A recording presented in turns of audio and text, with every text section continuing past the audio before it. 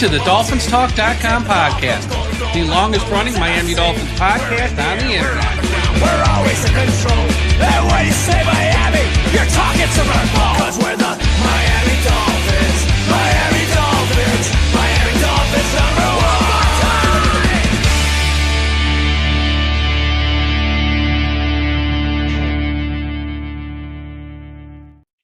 Hello, Miami Dolphins fans. How are you tonight?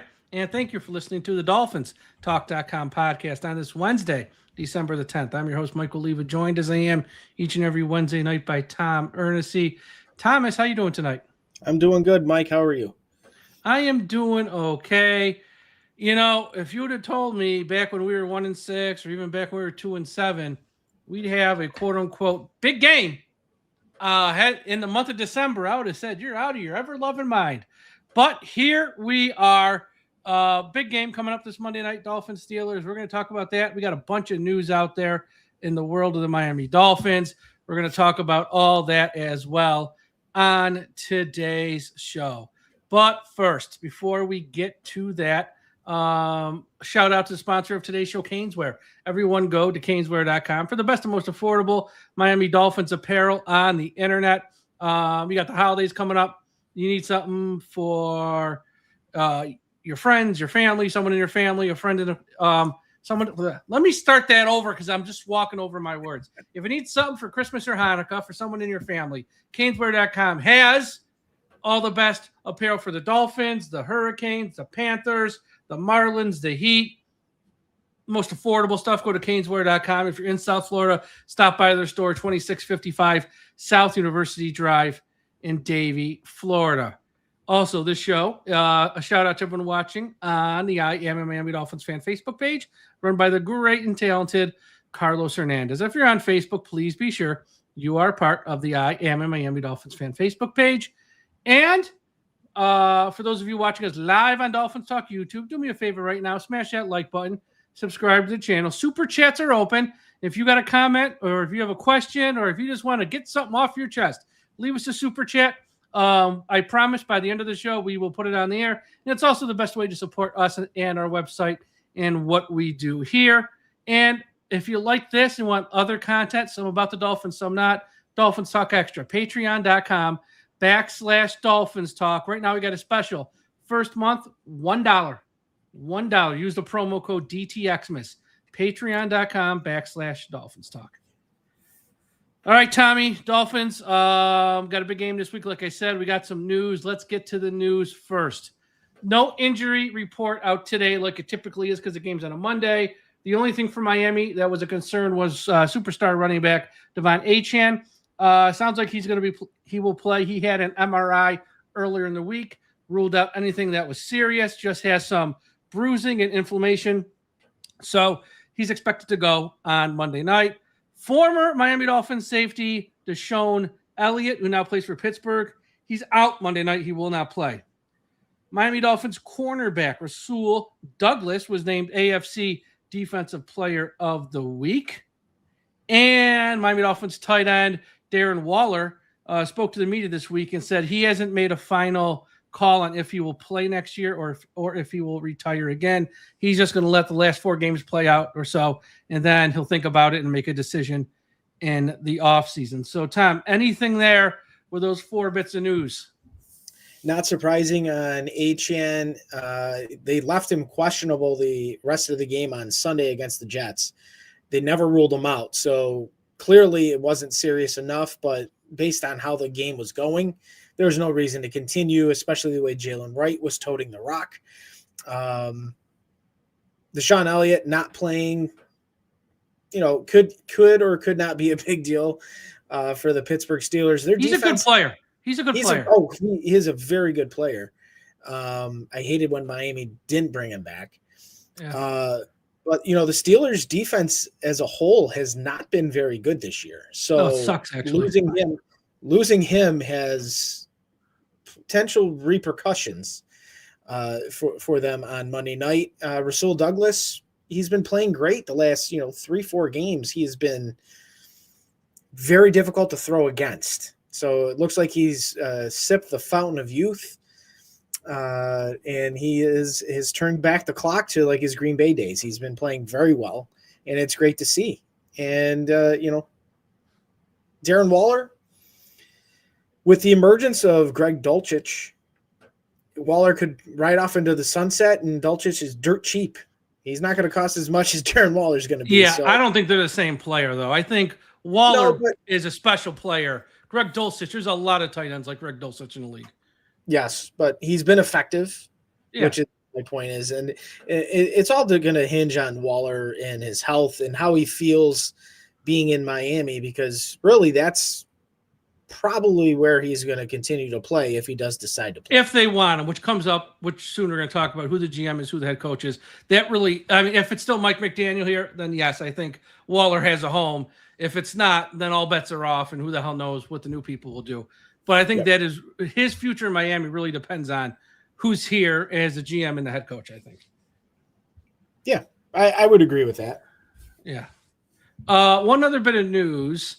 The NFL League investigation into Tyreek Hill is moving forward. His ex-wife, Vaccaro, is going to meet with the NFL investigators soon.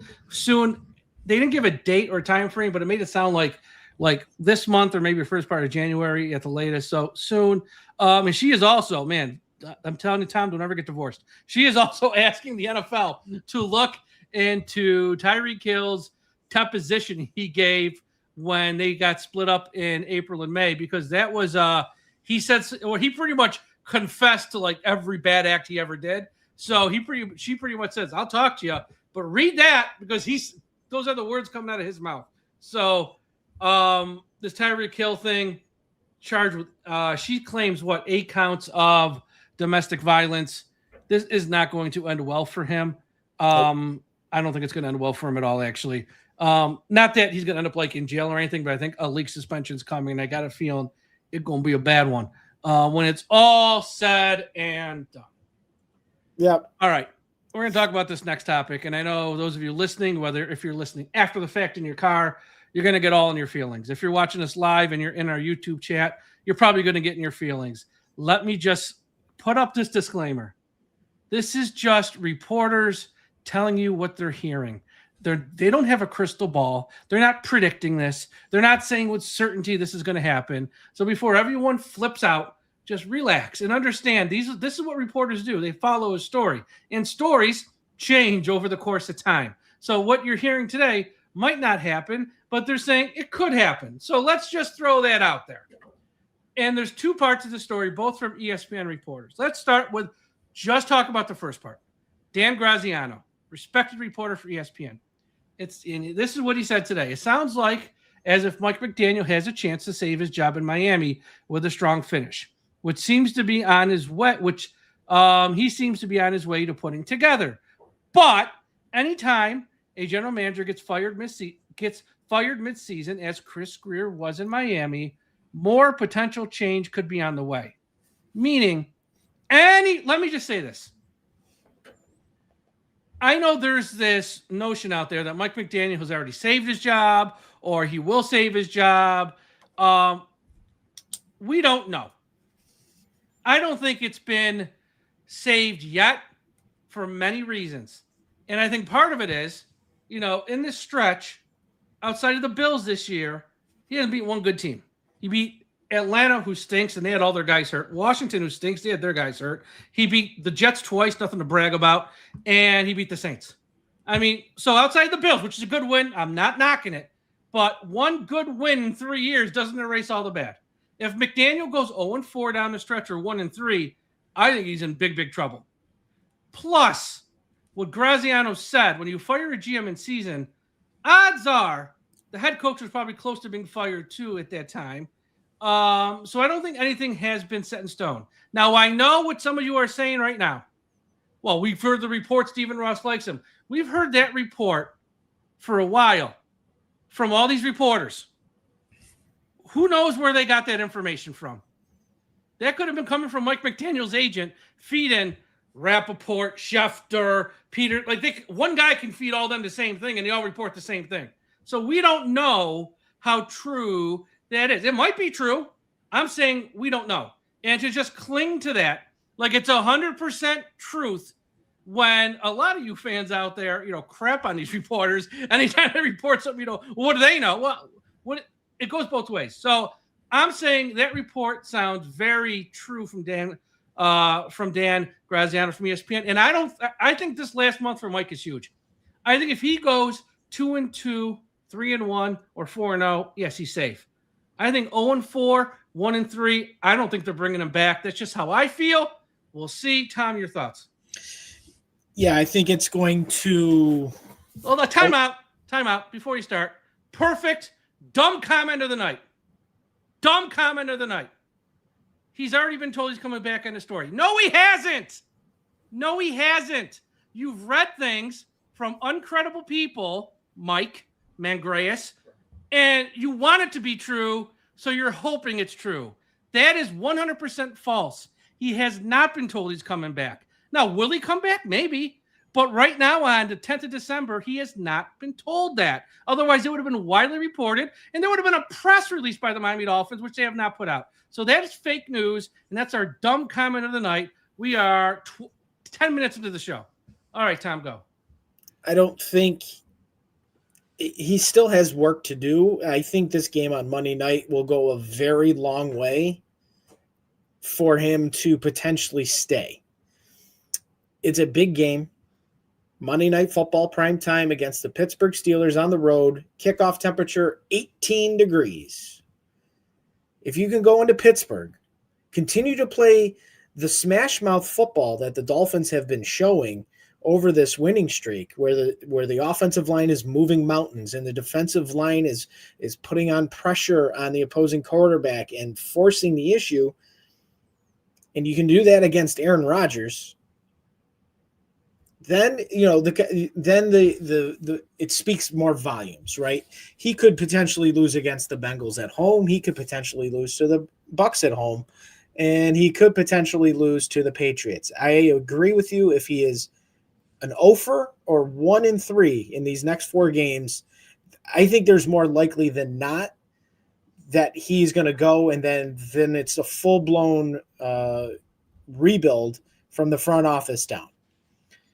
If this team can finish 8-9, 9-8, or 10-7, then he has the crystal clear argument of why he should stay, especially after that 1-6 start and how they were playing football at that 1-6 start.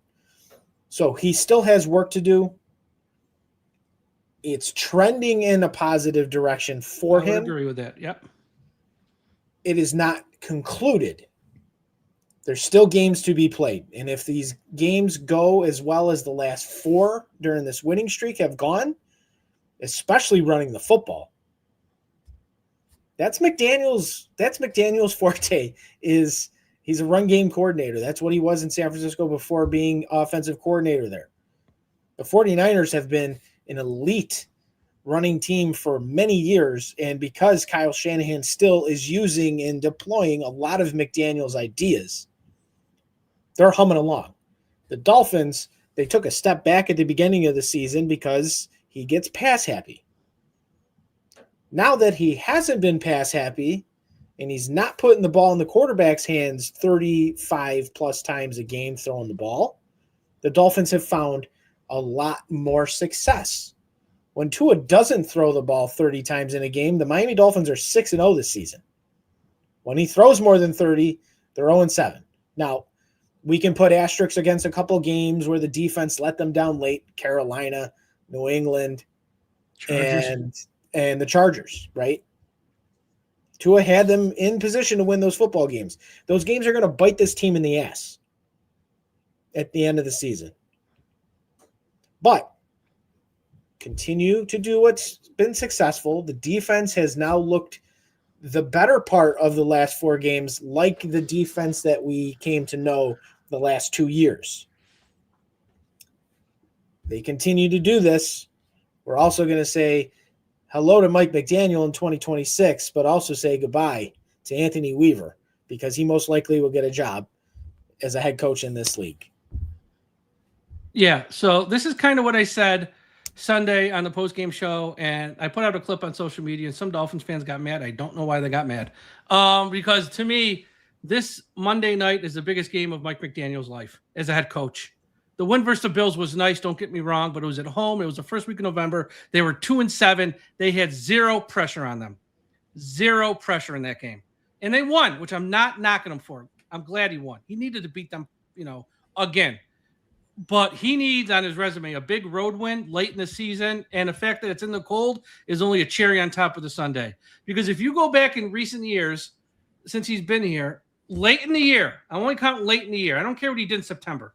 Late in the year, big road games on the road. At San Francisco, lost. At the Chargers, lost. At the Chiefs, lost. At the Ravens, got embarrassed and lost. At the Packers, lost. At Houston, lost. He can throw in game at the Bills, twice, lost. He loses these games every time. Late in the year, on the road. And the fact this one's in the cold, it's a golden opportunity for him to shut up everyone, to win one of these games. Yeah. And here's the deal. This Pittsburgh team this year isn't as good as any of the teams I mentioned, but I'm just going to give them it. I'm going to set the bar low. Win this game against a Hall of Fame head coach, against a Hall of Fame quarterback, in their building, on the road, in the cold, and great. You will, go a long way in shutting up your critics, people like me and people, who work on the national outlet, the local. You can shut them all up. But you got to win. Because I'm sorry, most of these recent wins versus Washington, the Saints, those are horrible teams. They weren't impressive. They came down to the last minute. Washington, you need a goddamn overtime to win. This Jets game, as soon as Tyrod Taylor went down, it was a non-competitive game. It's like you're playing a high school team. You won, good, you're supposed to win, but I can't read anything into it. Go and beat a good team on the road late in the year. And if you do that, that will go a long way into saving your job or his job. But if they lose, and I don't care if they lose by 1, and I don't care if they lose by 30 or anywhere in between, it's the same old Mike McDaniel and the same old Miami Dolphins. Late in the year, in a big game on the road, he poops his pants. And at that point, I don't want him back. And I don't think anyone should want him back. But if he wins, then he's shown us something. Just win one. No one's asking to win the Super Bowl. No one's even asking to go to the playoffs. Just win one big road game late in the year. That's all this fan base wants. We'll see Monday night, but this is a big game for him. Because if he loses, all those fans who have now become his cheerleaders, because he finally decided after 4 years, let's run the ball, because I can't trust my quarterback to throw it. And let's finally do this, like kind of late in the game here for this. So you better keep the momentum going. Now, Thomas, the other report, which you're going to get everyone fired up. Again, it's just a report. No one's saying it's going to happen. Jeremy Fowler, ESPN, very good reporter. He's telling you what he's hearing. If the Miami Dolphins job opens up, remember that Vance Joseph was a finalist for this job that went to Mike McDaniel in 2022 and is still well regarded there. Now, I know no Dolphins, which I've seen on social media. I think I found one guy who said he'd be okay with it. One fan who said I'd actually be okay with it. The other 99,000 were like, hell no, I don't want Vance Joseph. I'm going to go first real quick. He does check a lot of boxes. I'll say that. Is he at the top of my list? No, he's not. Would I be jumping for joy if they hired Vance Joseph? No.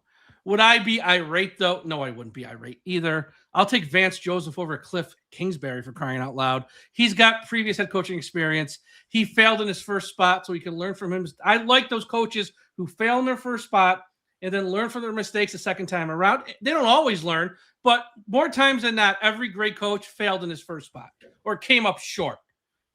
Andy Reid, Philly, yeah, they won, but he didn't win the big one. Goes to Kansas City, has great success. Shula with the Colts, got to a Super Bowl, worst loss in Super Bowl history, failed, went to Miami, had great success. Bill Belichick, Cleveland, a lot of head coaches fail their first time around or don't meet expectations their second time around. They do good. I'm not saying that Vance Joseph's that guy, but I'm saying I wouldn't be irate because those are the things I kind of look for. And plus, he's a grown-ass man who's going to act like a grown-ass man and is not going to be this new age helicopter mom, romper room guy like Mike McDaniels. So he does check a lot of boxes for me. I wouldn't want it. I'm not pounding the table for it, but I wouldn't be mad either. Tom, your thoughts on this report? If the spot opens up, he's 100% going to interview, because if he is well regarded, I guess my question regarding if he's well regarded in the building, was it from the guy that is no longer there and his two cronies that had Vance Joseph well regarded? I'm going to say no if he's reporting this today. That's what I would say. Okay. All right. So he's not at the top of my list. He's not in my top 5 of who I'd want to be the head coach of the Miami Dolphins if they decided to part ways with McDaniel. I wouldn't hate it. I wouldn't love it. It's I'm in the sentiment with you. I'd rather have him over Cliff Kingsbury. Yeah, exactly. I mean, there's guys I'd rather have him over, but he's not at the top of my list. Right. He's not at the he's a good defensive coach. At that point as well, if McDaniel is let go, I'm interviewing Anthony Weaver, right? Because you have someone in-house that has proven that he can coach, and the pieces that he was given. And we could talk about this, you know, the rankings, where the Dolphins are. A lot of that was padded at the beginning of the season, but this defense has played very well. Now, yes, quality of competition we can talk about, but you go into Pittsburgh, defense plays really well, and they win that game. Anthony Weaver should be in consideration. He is in my top 5 if McDaniel is let go, as Anthony Weaver. But I wouldn't hate it, wouldn't love it regarding Vance Joseph. Yeah. It's so early in the process, and still the head coach is employed. So this is just, you know, regular old, conversation around a water cooler. Who could be the guy? But it's just a name to think about. Nothing's official until it happens. Yeah. But yeah, I wouldn't be opposed interviewing him, but he would but he wouldn't be in my top 5. Yeah, because here's the deal. These guys are reporting this because they're hearing this. Okay, they're hearing this. And you know, they don't care about the Dolphins that much to make stuff up. I know a lot of fans think, oh, they're just making up to media, or it's clickbait. Trust me, this ain't Vance Joseph to the Dolphins is the least sexy story in America. It's not clickbait by any means. Nobody cares that much. Okay. So it's not that.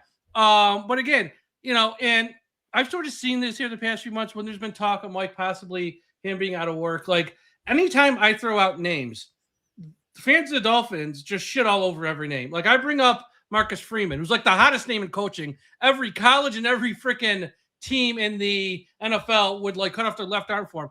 What do I hear from Dolphins fans? Oh, he's got no experience in the NFL. Yeah, but he's been a head coach at a major college. You bring up Mike McCarthy. Oh, he's a retread. You bring up Cliff Kingsbury. Oh, no, I don't want Cliff Kingsbury. Rizzi, he's just a special teams guy. Todd Monken, he's too old. Joe Brady, he's too young. Weaver, well, he's just like McDaniel. I don't want him. I bring up Sanders from Colorado. Too much drama. It's like, guys, there's no such thing as a perfect candidate. And now I'm starting to hear the logic from fans that self-cope, that classic Miami Dolphins fans self-coping thing. Well, since there's no good candidates out there, A, that's just your opinion. There's no good candidates. There are. Let's just keep Mike McDaniel for 1 year since there's no good candidates. And they say there's no good candidates 2, 3, 4 times so they can talk themselves into believing it. To which my pushback would be, well, who says they're going to be a good candidate next year? It's going to be the same group. Right. Mainly. I mean, it's like, guys, they're, you know, I understand. If Mike stays, great, and we'll cross that bridge, whatever. But if they fire him, which if they end the year cold, lose a few games here, I think it's expected, there's going to be change. And I'm not saying the next name is going to get everyone excited, but if Mike McDaniel is coming off back-to-back losing seasons, it's not like it's going to be tough to have an upgrade here. I'm not saying the guy's going to lead you to the Super Bowl, but it's like he probably won't be worse. And I want to play this clip, and I want to get your feedback on this because I saw this the other day, and I'm like, God damn it, Channing Crowder from 560 WQAM is a genius because he gives you the player's perspective, which, spoiler, is just like mine. And he said this on the radio yesterday. Yeah, I think I'm on an island here with not coming back. I won't say coming back to saying McDaniel's that guy, but leaning back more toward giving him more credit for the writing of the ship. I think more people are on that side. I don't give a damn what happens these last 4 games. If we go into next year with Mike McDaniel as a head coach, we're running a gerbil wheel. We're going to start slow. We're going to right the ship late. We're going to be about 500. That's what he does. That's what he's known for. Even on the year 2023, when we were the best offense in the league, we weren't a great team. We scored a lot of points.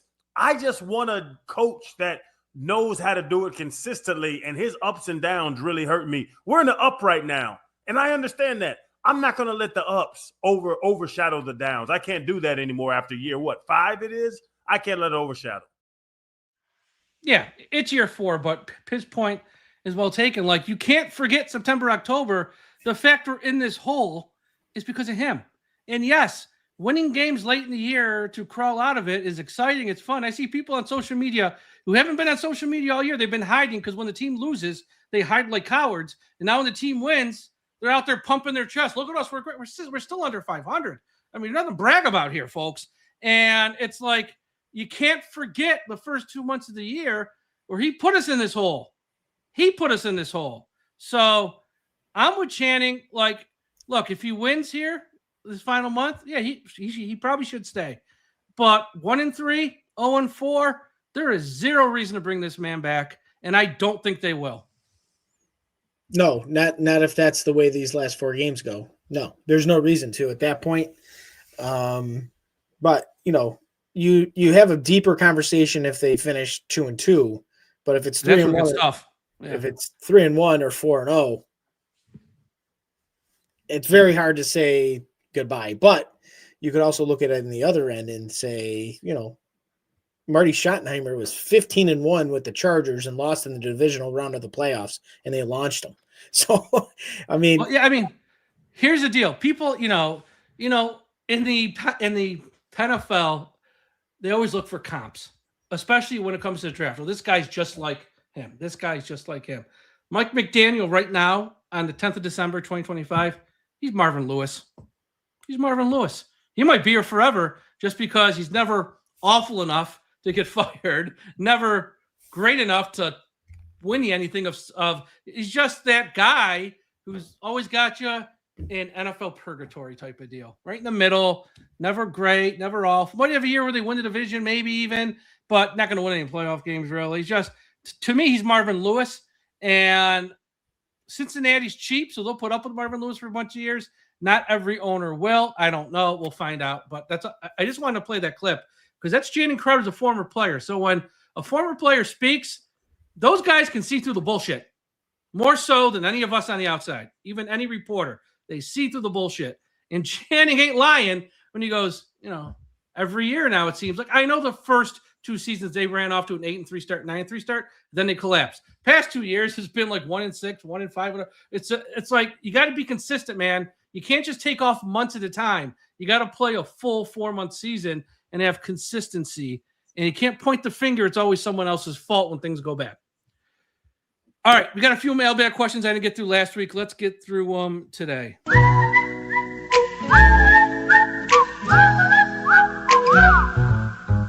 Here comes the Dolphins Talk. Mailbag, got your email, faxes, and your notes. Here comes the Dolphins Talk. Mailbag, gonna read some for all you folks. All right, first question. Tom, you already answered this actually in your last segment there. From Anthony. Do you think Anthony Weaver could replace Mike McDaniel if the Dolphins fire McDaniel? I know you said yes, it's possible. I say it could happen, but I don't want it to happen because change is change to me. I don't want no one here who's been here still here. So to me, I hope no, but could it? I guess it could, as Tom said. I'm going to move this along here a little bit. We got about 3 more questions. Jacqueline, if the Dolphins hold on to Tua for next season as expected, and he loses an open competition in camp, do you think that will divide the locker room next season and cause drama? No one cares that much about Tua anymore. I think he has used up all of his goodwill and currency, and I think he's just another player in the eyes of this roster these days, especially with the things he said at press conferences this year. Do you agree, Tom?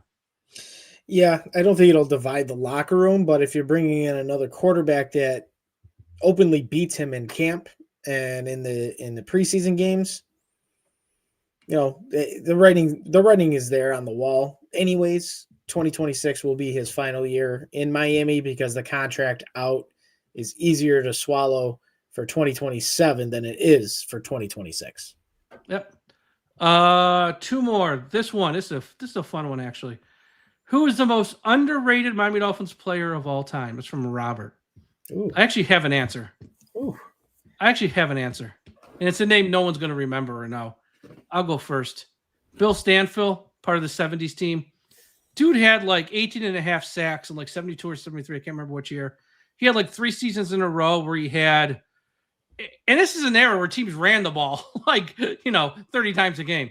He had 3 seasons in a row where he had either 10 sacks or more. Like I said, 18 and a half in one year. I think he had like 70 sacks in his career, which again, in that era is like a wild, crazy number. And he was just totally underrated. I don't think he was even first team all pro the year he had those 18 and a half sacks. I can't remember. And I'm not going to look it up. I don't care that much. But Bill Stanfill is a name that gets like no recognition in Miami Dolphins history. And it should get a lot more. He was a beast in an era where guys didn't get to the quarterback at that rate. But that's an oldie for those old timers out there or people who know the history. Tom might have someone a little bit more new school. Yeah, I'll go a little bit more new school, but still keeping it in the 90s. I don't know if he would be underrated. I don't think he's appreciated enough or talked about enough. I'll say Trace Armstrong. Yeah. He was Jason Taylor's running mate.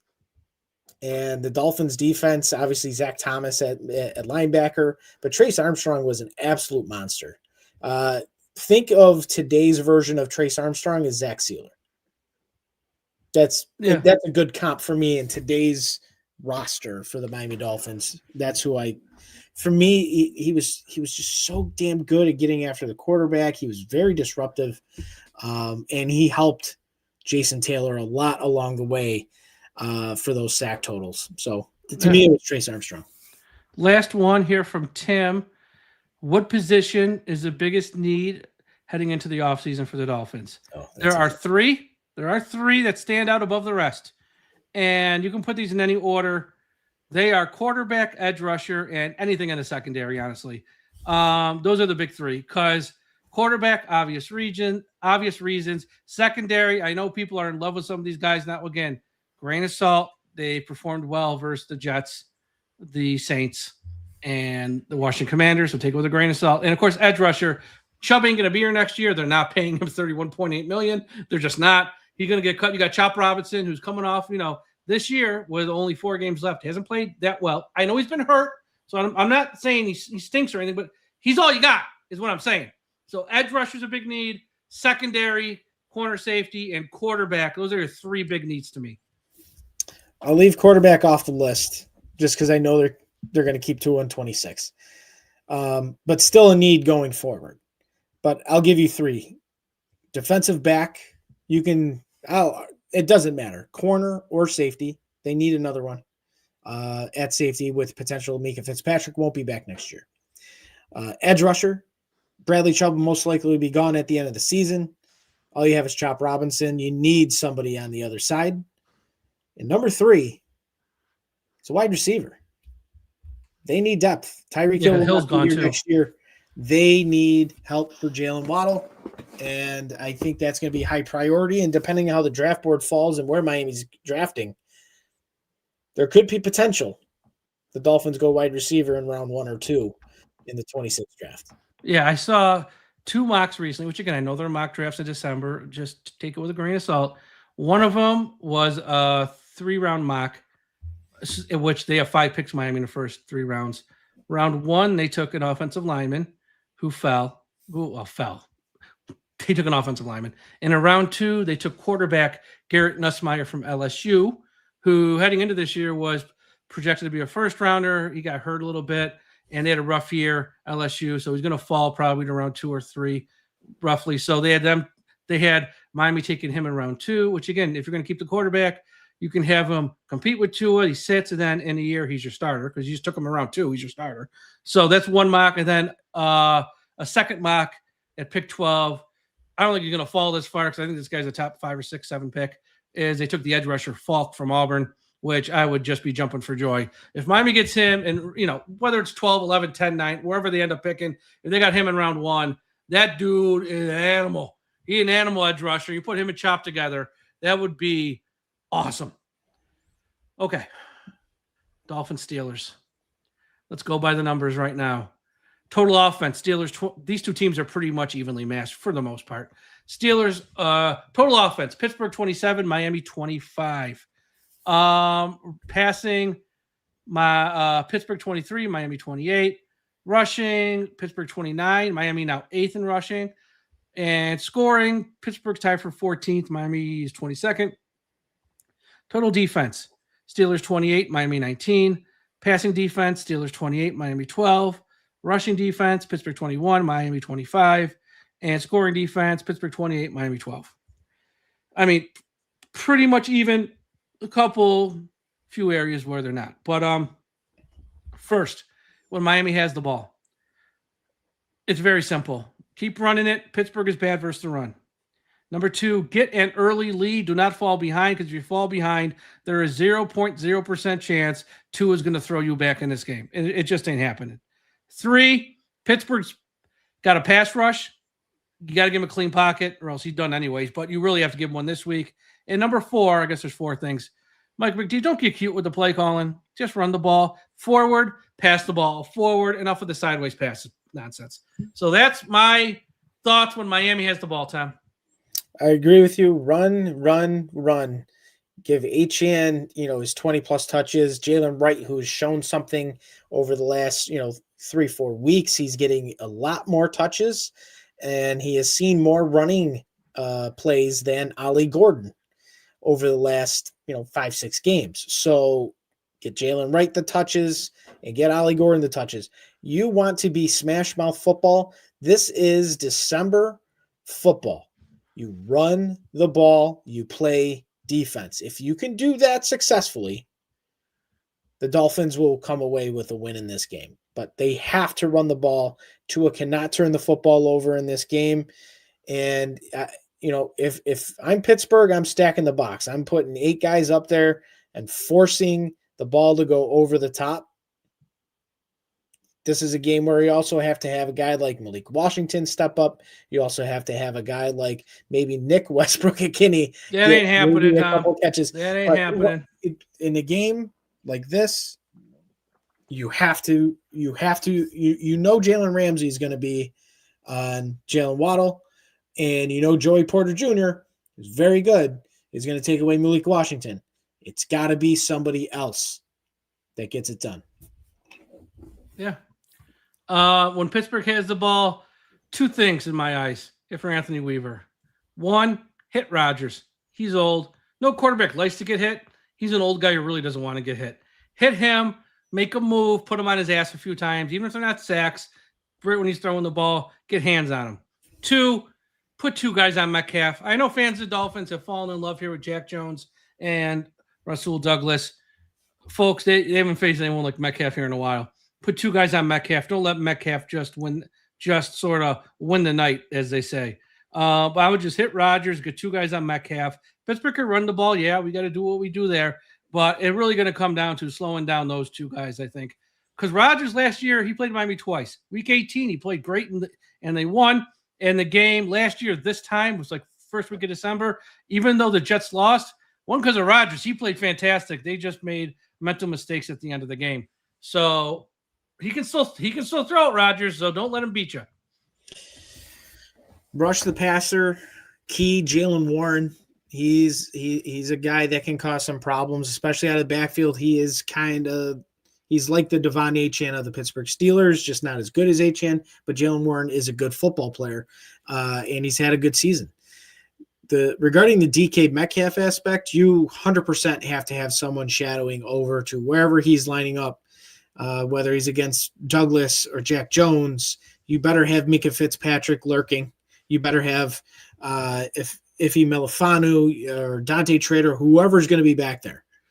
Make sure they know the responsibility is to take away DK Metcalf and his ability on the long ball. He still runs a 4.3 40, folks. He is a monster, and Aaron Rodgers can push the ball down the field. So key on Jaylen Warren. Make sure you do double team DK Metcalf. And you got to be able to force Aaron Rodgers into mistakes. It's not Aaron Rodgers from 2019, 2020. That's not the same guy. If you hit him, he's going to feel it at 18 degrees. He's 40 plus years old. He is going to feel it. Get after him. Yep. All right. It's that time in the show. It's now time for Mike and Tom's Fearless Predictions.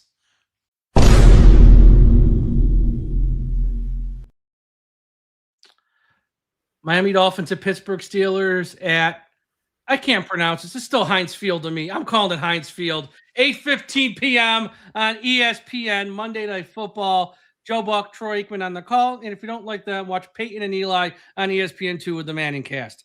Tom, what's your prediction for this game? Well, number one, I wish it was 35 degrees warmer. I would make the trip down there, have a nice Permane Brothers sandwich. Their sandwich is what they call it down there in Pittsburgh. It's good stuff. It's fantastic. And enjoy a football game there, but I'm going to sit in front of my damn fireplace and enjoy it even more. This is a huge game. Huge implications. If the Dolphins win, their playoff hopes stay alive. Obviously, depending on what happened on Sunday, the percentages of where they could be could fluctuate. If they lose, they're out.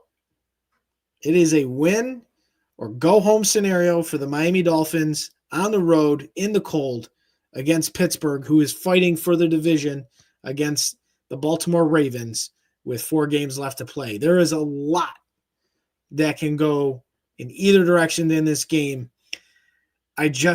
For me, I can't trust them to do it in 18 degrees. They haven't done it with this regime, and they haven't done it historically.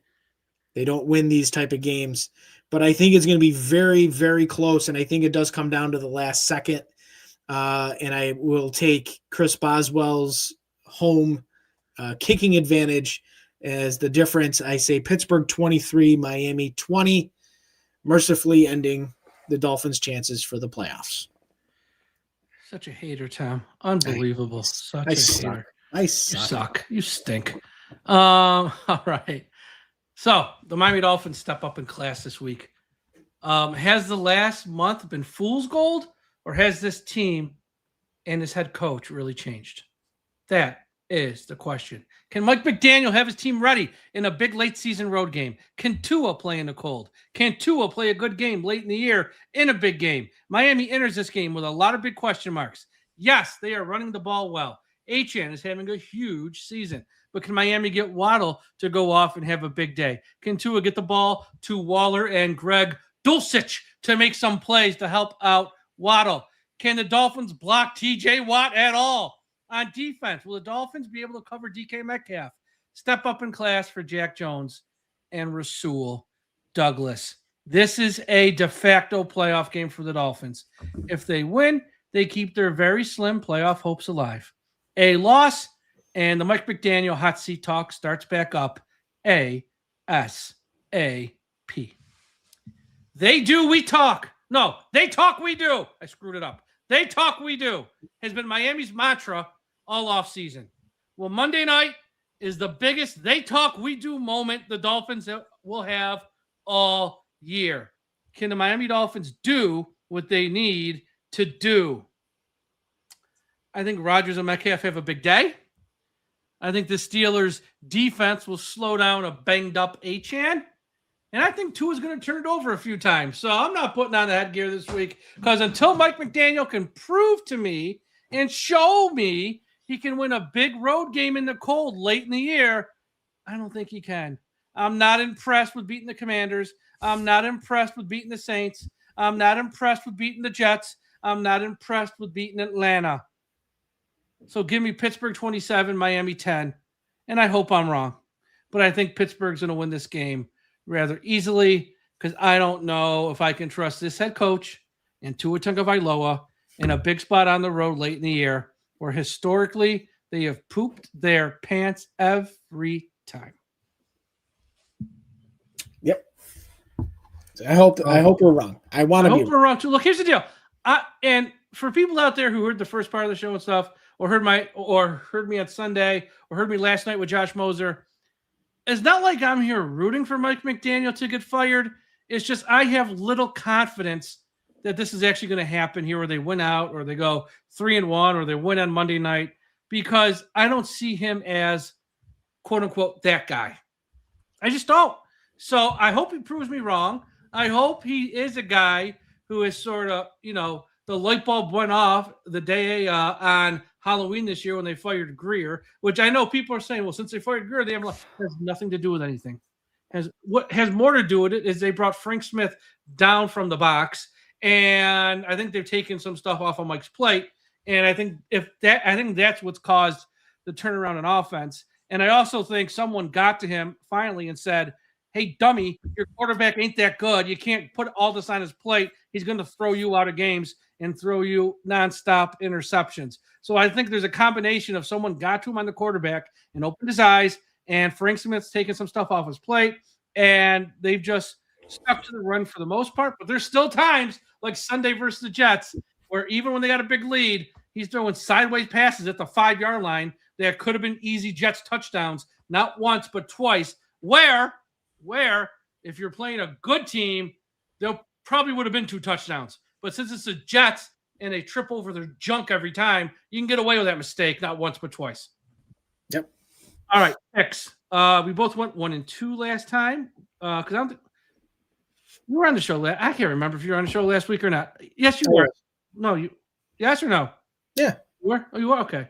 Either way, I'm so confused, Tom. You got a 5-game lead on me. Actually, 4.5 because I got a tie. So, yeah, I know you sent me your picks here, and there's no real crossover, so we're good. Actually, there's one crossover, but I'm taking it. Well, okay, here's the locks. Number 1, Seattle minus 13.5 over the Colts. Here's the deal. Phillip Rivers might actually play this week. Give me Seattle at home. I'll like 13. That's all. And if it's not Rivers, it's going to be Riley Leonard, who was bad in college for the most. Not bad, but wasn't great in college. So give me Seattle like 13.5. Here's the other one. I saw enough last week of Brady Cook to know the Jets aren't going to score an offensive touchdown. Give me Jacksonville at home laying 13.5. Thoughts and prayers to Jets fans. Tom, why don't you go over your picks here? All right. Lock number 1, San Francisco minus 12.5 at home against the Tennessee Titans. I know the Titans are coming off a win, but the 49ers are coming off a bye. The Titans don't stand a chance on the road, and they have zero chance of stopping a healthier version of the San Francisco 49ers offense. Kyle Shanahan will have a field day. They'll win by 14. Give me the 49ers minus 12.5. The other one, at some point, they just got to break through. Give me the Eagles minus 11.5 at home against the Vegas Raiders, who stink, who are purposely, in my opinion, tanking to try to get that top pick. Right now, they're picking number 2 behind the Giants. They want the top pick, and I don't think they're going to try. This week, they're starting Kenny Pickett.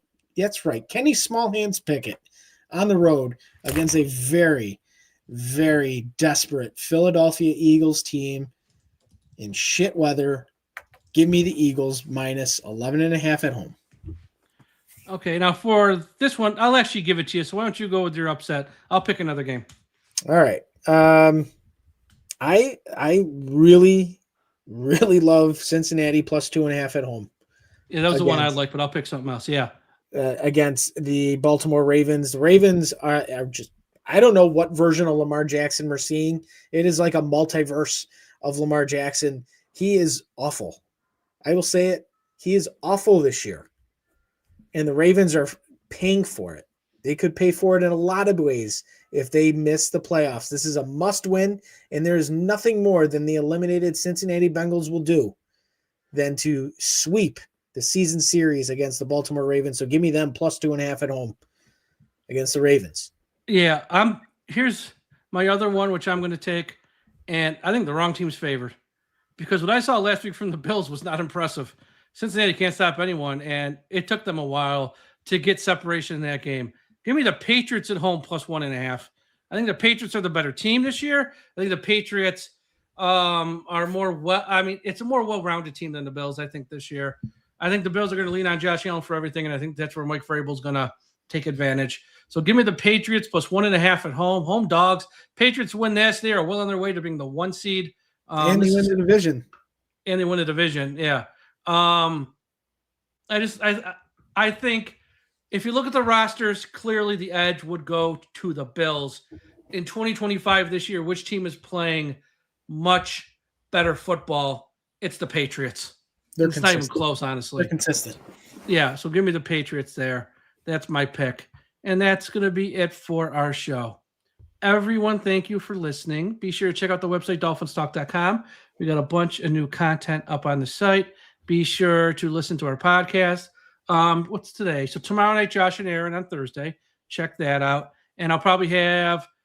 So Friday, I'll probably do a show by myself because Doug Lee is going to be having a child, I think, Friday or sometime this week. So he might not be with us here for a week or two, at least, as he is going to become a father again. So congratulations to Doug. Yes. We'll figure it out the rest of the way. Trust me, we will figure it out. But, yeah, so check out the website. Follow Tom on social media at Dolphins Talk Tom. Follow myself at Dolphins Talk. Everyone, have a great evening. We'll talk to you again after a while. And as always, we must put an end to highway profanity. Fins up.